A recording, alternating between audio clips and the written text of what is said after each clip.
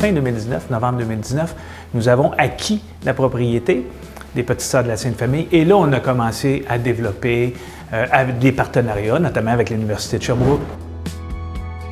Démocratiser la recherche et ses résultats universitaires, sans le GPA, c'est impossible. La courroie de transmission entre le milieu des affaires et le monde universitaire, c'est le GPA.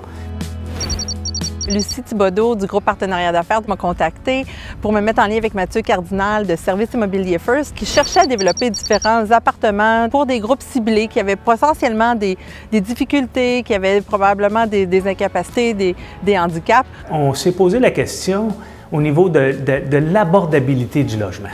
Le gouvernement canadien a un grand plan de création de logements abordables au Canada.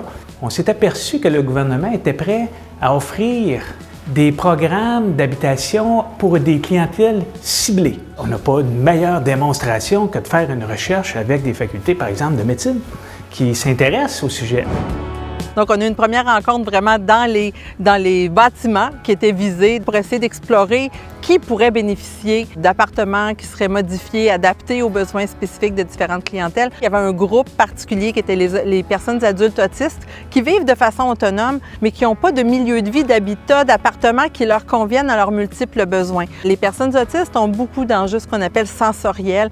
Donc, des appartements qui sont bien sonorisés sur le plan auditif, des appartements où on ne sent pas toutes les odeurs des différents. C'est des choses qui sont très, très dérangeantes pour les personnes autistes.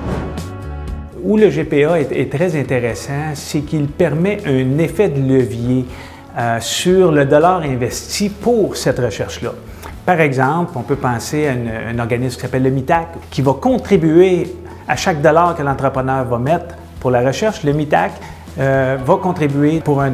Cet accompagnement dans la capacité à bien saisir le besoin du partenaire. Donc, d'avoir quelqu'un qui nous sert d'interprète, je trouvais que ça, c'était un bel ajout pour ne pas être toujours en opposition, comme le chercheur versus le promoteur. Ce que je trouve très intéressant, c'est que la qualité de l'information que l'entrepreneur va retirer, que l'entreprise va retirer d'une rigueur de recherche universitaire, elle est extraordinaire.